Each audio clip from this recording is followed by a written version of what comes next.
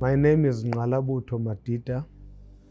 I work for the South African Heritage Resources Agency, SARA, which is an agency of the Department of Sport, Arts and Culture.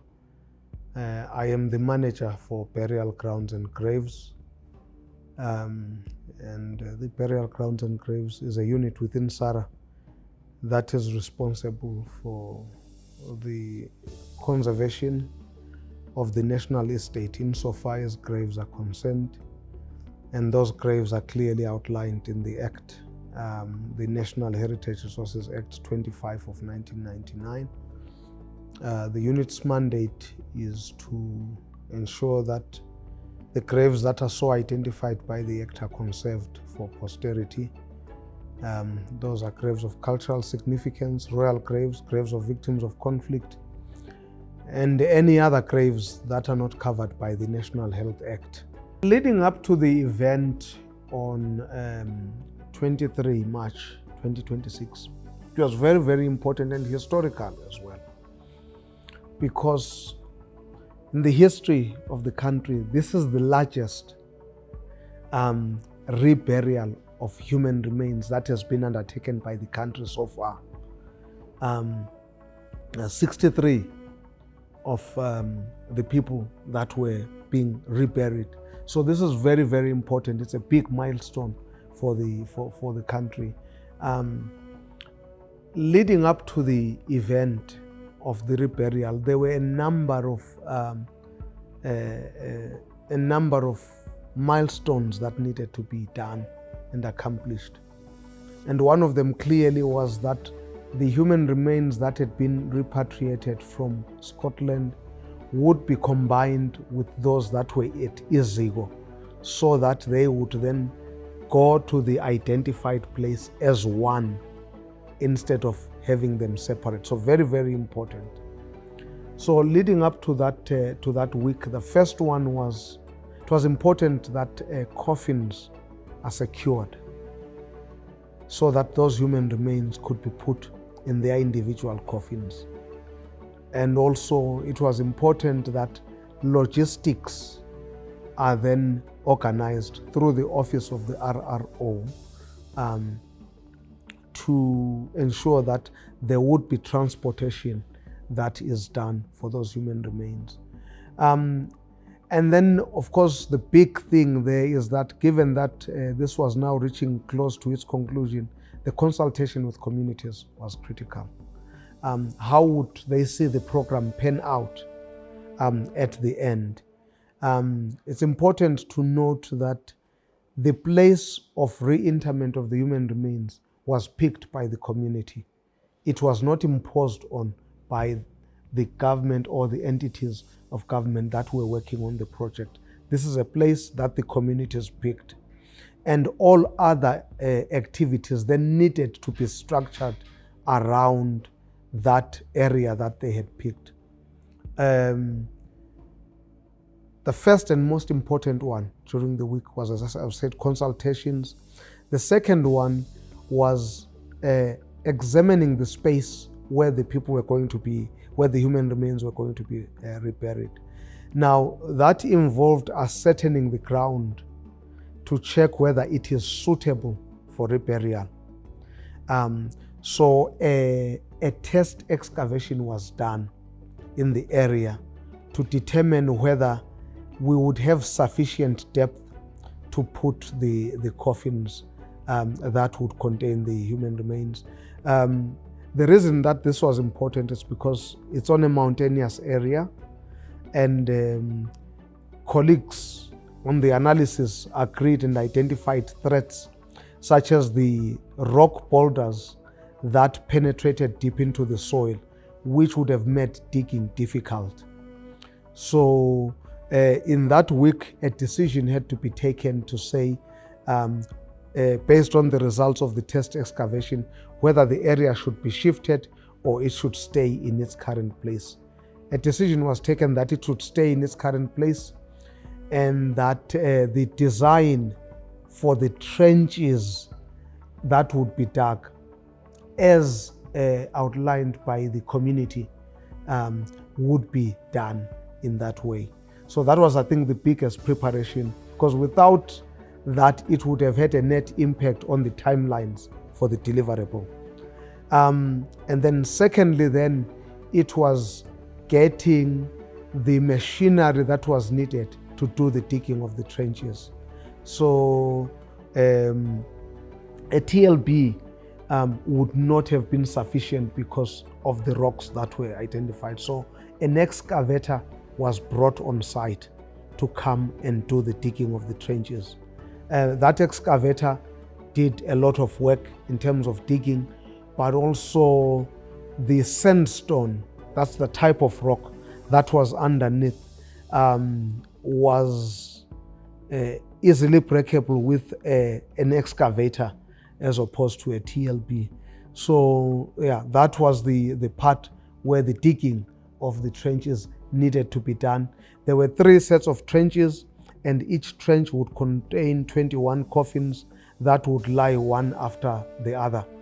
The other matter that needed to be attended to was the subdivision of the trenches. In terms of the request from the community, the trenches needed to be divided so that each coffin would go into its own compartment. So we needed to have a compartment that accommodated 21 coffins in each trench. That was done. Construction needed to be done so that by the time the event is done, the subdivisions are hard enough. The brick and mortar is hard enough to be able to contain to hold the coffins inside without them being knocked over and the bricks falling over. So that was very important that it was done. And then, of course, we needed to also secure the crosses which the community chose as markers as temporary markers rather, post the reburial. So that needed to be done. There were other requests that subsequently came through, such as the covering cloths that were needed to cover each coffin before they were reburied. So that needed to be secured during the week. I think that the team needed to be flexible enough to accommodate other requests that would come from the community, which may not have been thought of clearly during the consultation process. And I think that those requests were indeed accommodated as ongoing consultations were being done as the project was reaching towards its end. We needed to make a provision to think about the post-event scenario where a cleaning and etc. would need to be done as well. That was considered in our consultations with the community. I think it's important also to put this out, that the method that was going to be used for reburying the human remains was chosen by the community. The community felt that they needed to use shovels to rebury, to cover the coffins once they had been laid down in the trenches that would have been dug.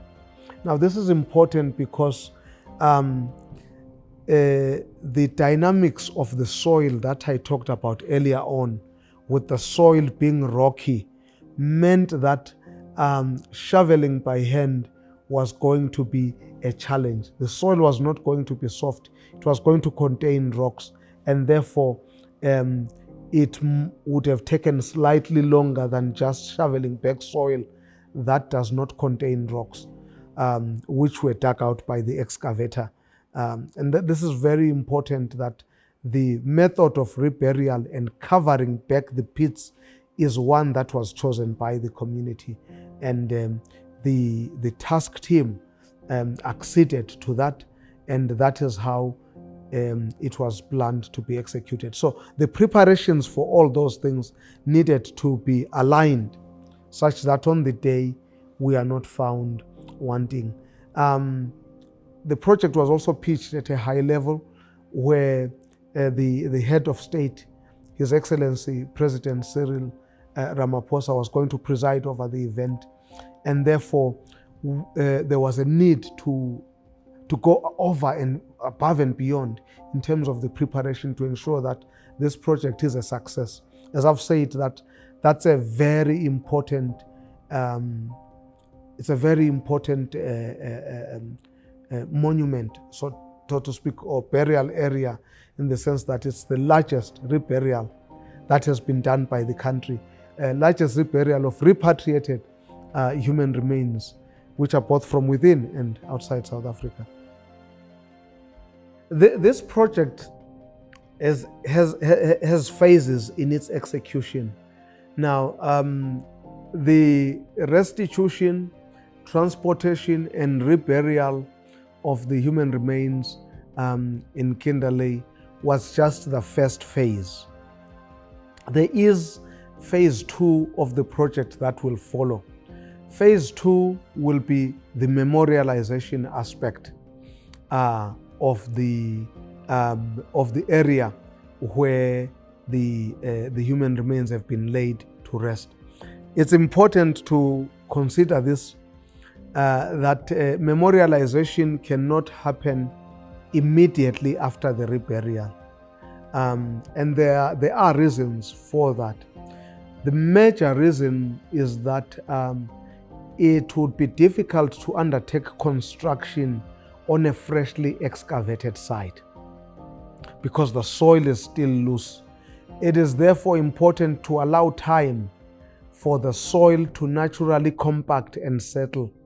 The general rule is that you give it a year and allow all the seasons to pass, with the rain that will allow the water to seep in and the soil to compact a little bit and become a little bit firmer. It would assist in terms of allowing the structure to be stable as memorialization is done. So the process of memorialization will be done after a year.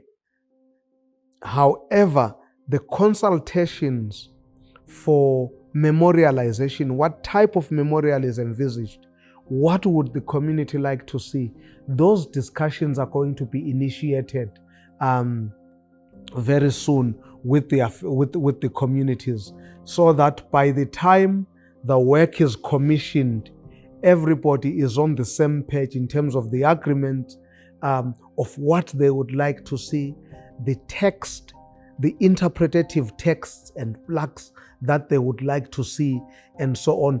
Approvals for those things would need to be done through a consultative process. We cannot do anything without the communities being on board and advising us through the Reburial task team that has been established, to allow the voices of the community to filter through, so that what is done at the end is something that the community can be proud of and would also have been part of in terms of conceptualization and in terms of the finished product.